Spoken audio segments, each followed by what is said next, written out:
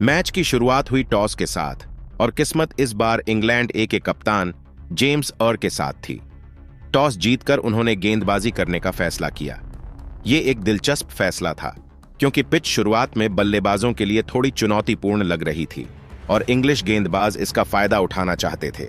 India ए की तरफ से ओपनिंग करने उतरे दो बेहतरीन बल्लेबाज के एल राहुल और यशस्वी जायसवाल, दोनों ही खिलाड़ी इंटरनेशनल लेवल पर खुद को साबित कर चुके हैं और इस मैच में भी फैंस को इनसे बड़ी उम्मीदें थीं। राहुल की वापसी इस फॉर्मेट में लंबे समय बाद हो रही थी और उनके हर शॉट को देखने के लिए फैंस बेताब थे। जायसवाल ने शुरुआत से ही आक्रामक तेवर दिखाए। उन्होंने कुछ शानदार कवर ड्राइव्स और स्ट्रेट ड्राइव्स खेलकर यह बता दिया कि वह अच्छी लय में है। दूसरी ओर राहुल ने भी सदी हुई शुरुआत की और एक छोर को मजबूती से थामे रखा। दोनों के बीच 28 रनों की साझेदारी बन चुकी थी और लग रहा था कि इंडिया ए को एक ठोस शुरुआत मिल रही है। लेकिन तभी मैच में पहला ट्विस्ट आया। 7वां ओवर डालने आए क्रिस वॉक्स, इंग्लैंड के अनुभवी तेज गेंदबाज। उन्होंने एक शानदार इन स्विंगर डाली जो सीधा जाकर जायसवाल के पैड्स पर लगी और अंपायर ने वक्त गवाए उंगली उठा दी। जायसवाल ने 26 गेंदों में 17 रन बनाए, जिसमें 2 खूबसूरत चौके भी शामिल थे। आउट होने के बाद वह थोड़े निराश नजर आए क्योंकि वह सेट हो चुके थे और बड़ी पारी की ओर बढ़ रहे थे। इसके बाद बल्लेबाजी करने आए टीम के कप्तान अभिमन्यु ईश्वरन। एक ऐसी पिच पर जहां गेंदबाजों को मदद मिल रही थी, कप्तान की भूमिका बेहद अहम होती है। अभिमन्यु ने आते ही आत्मविश्वास के साथ बल्लेबाजी की और के एल राहुल के साथ पारी को आगे बढ़ाया। उन्होंने कुछ खूबसूरत ड्राइव्स खेले और रनिंग बिटवीन द विकेट्स भी अच्छी रही, लेकिन अफसोस की बात यह रही कि वह ज्यादा देर टिक नहीं पाए। स्कोर बोर्ड पर जब 40 रन थे, तब वॉक्स ने एक और करिश्माई गेंद डाली जो सीधा स्टंप्स में जा घुसी। ईश्वरन बोल्ड हो गए। उन्होंने 13 गेंदों में 11 रन बनाए, जिसमें 2 चौके भी शामिल थे। इंडिया ए के लिए यह थोड़ा चिंताजनक पल था क्योंकि जल्दी जल्दी 2 विकेट गिरने से दबाव बन गया था। लेकिन अच्छी बात यह रही कि एल राहुल अभी भी क्रीज पर मौजूद थे। पूरे संयम के साथ, पूरी क्लास के साथ वो एक छोर से टीम को संभाले हुए थे। उनकी तकनीक, फुटवर्क और शॉट सिलेक्शन शानदार नजर आ रहा था। इसी बीच उन्हें जो साथ मिला वह था करुण नायर का। करुण नायर वही खिलाड़ी जिन्होंने पिछले ही मैच में दोहरा शतक ठोककर सबको चौंका दिया था। करुण जब क्रीज पर आए तो इंग्लिश गेंदबाजों ने उन्हें जल्दी आउट करने की पूरी कोशिश की, लेकिन नायर ने बहुत धैर्य और समझदारी से शुरुआत की। उन्होंने शुरुआत में गेंदों को समझा, खेले हुए गेंदों को डिफेंस किया और फिर धीरे धीरे अपने हाथ खोलने शुरू किए कि एल राहुल और करुण नायर के बीच साझेदारी धीरे धीरे मजबूत होने लगी। राहुल लगातार रन बनाते रहे, कभी ड्राइव, कभी पुल तो कभी लेट कट से दर्शकों को तालियां बजाने पर मजबूर कर दिया। वहीं करुण नायर ने भी एक छोर से अपने अनुभव का इस्तेमाल किया और गेंदबाजों को थकाना शुरू किया। इंग्लैंड ए के गेंदबाजों ने पूरी कोशिश की, लेकिन राहुल और नायर की जोड़ी ने उन्हें खास सफलता नहीं दी। लंच तक इंडिया ए का स्कोर 2 विकेट पर 75 रन था और राहुल अर्धशतक की ओर बढ़ रहे थे। पहले सत्र में शुरुआती झटकों के बाद टीम इंडिया ए को जिस स्थिरता की जरूरत थी, वो के एल राहुल और करुण नायर की जोड़ी ने बखूबी दी। लंच के बाद जब खिलाड़ी दूसरे सत्र के लिए मैदान में लौटे, तब माहौल में हल्का दबाव था, लेकिन साथ ही दर्शकों को उम्मीद भी थी कि यह साझेदारी अब एक बड़े स्कोर में तब्दील होगी। लंच तक के एल राहुल पूरी तरह सेट हो चुके थे और अपने अनुभव का पूरा इस्तेमाल कर रहे थे। उनकी बॉडी लैंग्वेज, शॉट सिलेक्शन और गेंदबाजों के खिलाफ धैर्य इस बात का संकेत दे रहा था कि वह लंबी पारी खेलने के मूड में है। वहीं दूसरी छोर पर करुण नायर भी लय में दिख रहे थे। उन्होंने सुबह की घातक परिस्थितियों को सफलतापूर्वक पार कर लिया था और अब उनकी बल्लेबाजी में आत्मविश्वास साफ नजर आ रहा था। दूसरे सत्र की शुरुआत में दोनों बल्लेबाजों ने बेहद संयम के साथ खेलना जारी रखा। उन्होंने सिंगल्स पर ध्यान दिया, गेंद को अच्छे से पढ़ा और फिर धीरे धीरे बाउंड्रीज भी आने लगी। दोनों के बीच तालमेल बेहद जबरदस्त था। रनिंग बिटवीन द विकेट्स तेज और स्मार्ट थी। हर रन मानो एक कहानी कह रहा था कि कैसे 2 अनुभवी बल्लेबाज मिलकर टीम को मुश्किल से निकालकर मजबूती की तरफ ले जा रहे हैं। इस सत्र में दर्शकों को सबसे ज्यादा जो आनंद आया वो था कि एल राहुल की क्लासिक बल्लेबाजी, कभी मिड ऑन के ऊपर से स्ट्रेट ड्राइव तो कभी मिड विकेट की ओर खूबसूरत फ्लिक शॉट। राहुल का हर स्ट्रोक एक तस्वीर की तरह खूबसूरत था। उन्होंने बहुत ही स्मार्ट तरीके से गेंदबाजों को परखा और फिर जरूरत के मुताबिक अटैक किया। करुण नायर ने भी इस सत्र में राहुल को बखूबी सपोर्ट किया। उन्होंने अपनी तकनीक का कमाल दिखाते हुए ऑन साइड पर कुछ शानदार कवर ड्राइव लगाए। दोनों के बीच साझेदारी ने न केवल स्कोर बोर्ड को आगे बढ़ाया बल्कि इंग्लैंड ए के गेंदबाजों को भी थोड़ा बैकफुट पर धकेल दिया। और फिर आया वह पल जिसका इंतजार सभी कर रहे थे कि एल राहुल का अर्धशतक। उन्होंने जैसे ही अपना 50 पूरा किया, दर्शकों की तालियों से मैदान गूंज उठा। उनके इस 50 के पीछे सिर्फ रन नहीं थे बल्कि वह संघर्ष, अनुशासन और क्लास था जो हर टेस्ट बल्लेबाज की पहचान होती है।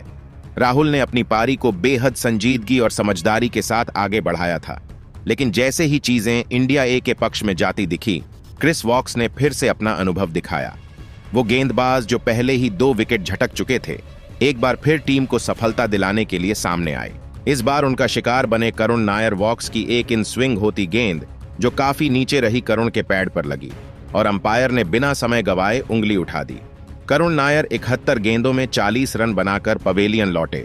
उनकी इस पारी में 4 शानदार चौके शामिल थे। उनकी और राहुल की 86 रनों की साझेदारी टीम के लिए बेहद मूल्यवान रही। इस साझेदारी ने टीम को स्थिरता दी, दबाव से बाहर निकाला और स्कोर को 126 तक पहुंचा दिया। तीसरा विकेट गिरते ही इंग्लिश टीम में थोड़ी ऊर्जा लौटी और वह फिर से अटैकिंग लाइन लेंथ पर आ गए। लेकिन इंडिया ए की बल्लेबाजी यहीं नहीं रुकी। इसके बाद मैदान पर आए युवा विकेटकीपर बल्लेबाज ध्रुव जुड़ेल, जिनसे सभी को काफी उम्मीदें थीं। ध्रुव ने आते ही अपने इरादे साफ कर दिए। वह रुकने वालों में से नहीं थे। उन्होंने तेज और पॉजिटिव बल्लेबाजी की शुरुआत की। पहली ही कुछ गेंदों में उन्होंने बेहतरीन टाइमिंग से कुछ बढ़िया स्ट्रोक्स खेले और रन रेट को गति दी।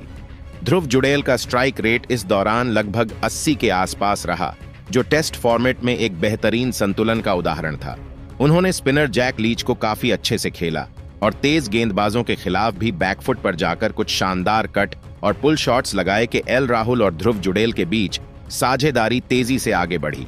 दोनों ने मिलकर न केवल रन बनाए बल्कि इंग्लैंड ए के गेंदबाजों पर फिर से दबाव बनाया। राहुल जहां शांत और सदी हुई पारी खेल रहे थे, वहीं जुड़ेल ने मौके के मुताबिक अपने स्ट्रोक से गेंदबाजों को चौंकाया। जल्द ही दोनों के बीच 50 रनों की साझेदारी पूरी हो गई और यह साझेदारी सिर्फ रनों की नहीं थी बल्कि मैच की दिशा बदलने वाली थी। मैदान पर जो तालमेल देखने को मिला वह दर्शाता था कि राहुल जैसे अनुभवी खिलाड़ी के साथ जुड़ेल जैसे युवा बल्लेबाज ने भी गजब की परिपक्वता दिखाई। इसी बीच मैच का एक और अहम मोड़ आया जब इंडिया ए ने 49वें ओवर में 200 रनों का आंकड़ा पार कर लिया। दर्शकों ने तालियां बजाकर इस मील के पत्थर का स्वागत किया। यह उन सभी प्रयासों का फल था जो बल्लेबाजों ने सुबह से लेकर अब तक मैदान पर दिखाए थे। दूसरे सत्र के आखिरी कुछ ओवरों में इंग्लैंड ए के गेंदबाज फिर से वापसी की कोशिश में लगे थे, लेकिन राहुल और जुड़ैल दोनों ने संयम और क्लास का परिचय देते हुए उनके हर प्रयास को नाकाम किया। और जब आखिरकार टी ब्रेक की घोषणा हुई तो इंडिया ए की स्थिति बेहद मजबूत नजर आ रही थी। स्कोर बोर्ड पर चमक रहा था। 213 रन पर 3 विकेट के एल राहुल 903 रन पर नाबाद थे, सिर्फ 7 रनों से अपने शानदार शतक से दूर, और उनके साथ ध्रुव जुड़ेल 37 रनों की तेज पारी खेलते हुए क्रीज पर मौजूद थे। दोनों के बीच अब तक 80 रनों से ज्यादा की साझेदारी हो चुकी थी और यह साझेदारी आने वाले सत्र में और खतरनाक हो सकती थी, मगर इंग्लिश गेंदबाजों ने जल्द विकेट नहीं लिए। टी ब्रेक तक का यह दूसरा सत्र अगर कहा जाए तो भारत ए के लिए सबसे संतुलित रहा। टी ब्रेक के बाद जैसे ही तीसरे सत्र की शुरुआत हुई, मैदान पर वहीं 2 चेहरे डटे हुए थे कि एल राहुल और ध्रुव जुड़ेल दोनों के बीच अब तक 80 रनों से ज्यादा की साझेदारी हो चुकी थी। ध्रुव जुड़ैल ने जैसे ही अगली पारी शुरू की, उनकी बल्लेबाजी में आत्मविश्वास झलक रहा था।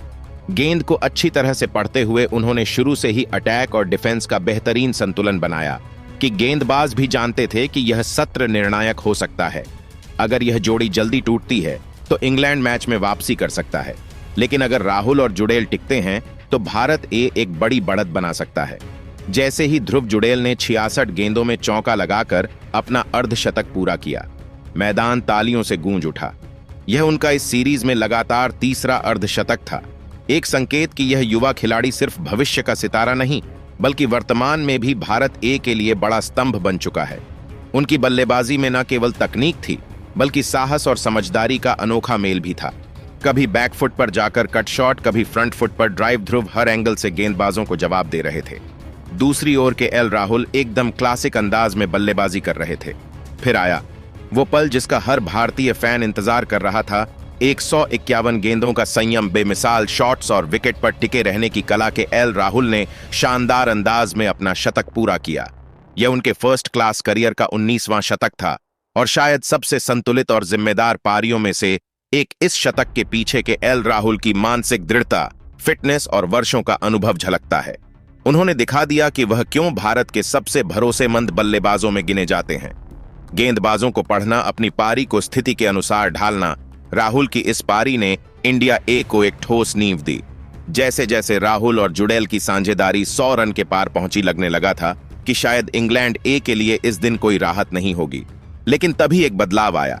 गेंदबाजी में जॉर्ज हिल को दोबारा लाया गया और उनका यह कदम सफल रहा। एक सीधी तेज आती गेंद ने ध्रुव जुड़ैल की गिल्लियां बिखेर दी। ध्रुव 97 गेंदों में 52 रन बनाकर आउट हुए, जिसमें 7 शानदार चौके शामिल थे। राहुल के साथ उन्होंने 121 रनों की मजबूत साझेदारी निभाई। 247 के स्कोर पर इंडिया ए को चौथा झटका लगा, लेकिन यह साझेदारी पहले दिन के सबसे मजबूत स्तंभों में एक थी। अब बल्लेबाजी करने के लिए आए नीतीश कुमार रेड्डी, जो घरेलू क्रिकेट में अपने आक्रामक खेल के लिए जाने जाते हैं, वह मैदान पर राहुल का साथ देने पहुंचे। लेकिन शायद नियति ने कुछ और ही तय कर रखा था। राहुल, जो अब तक पूरी पारी पर हावी थे, 168 गेंदों में 116 रन बनाकर आउट हो गए। इस शानदार पारी में उन्होंने 15 चौके और एक बेहतरीन भी जरा जॉर्ज हिल एक बार फिर कामयाब रहे और उन्होंने राहुल को भी चलता कर दिया। एक इन स्विंगर जो राहुल के डिफेंस को चीरती हुई स्टंप्स से टकरा गई। राहुल का विकेट गिरते ही इंग्लैंड ए के खेमे में थोड़ी राहत की सांस ली गई। अब स्कोर था 252 पर 5 विकेट। टीम की स्थिति मजबूत थी, लेकिन अब उसे नए सिरे से आगे बढ़ाने की जिम्मेदारी थी। अब क्रीज पर थे नीतीश रेड्डी और उनके साथ आए अनुभवी ऑलराउंडर शार्दुल ठाकुर। दोनों ने पारी को संभालने की कोशिश की और कुछ बेहतरीन शॉट्स भी लगाए।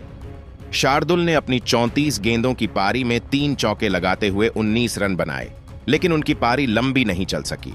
250 के स्कोर पर स्पिनर फरहान अहमद की एक घूमती हुई गेंद ने शार्दुल को फंसा लिया। गेंद सीधे पैड से टकराई और अंपायर ने उन्हें एलबीडब्ल्यू आउट कर दिया। इसके बाद बल्लेबाजी करने आए तनुष कोटियन। उन्होंने संभल कर खेलना शुरू किया। वहीं नीतीश रेड्डी ने रन बनाना जारी रखा। दोनों खिलाड़ियों ने सिंगल्स के सहारे स्ट्राइक रोटेट किया और बीच बीच में कुछ सुंदर चौके भी निकाले।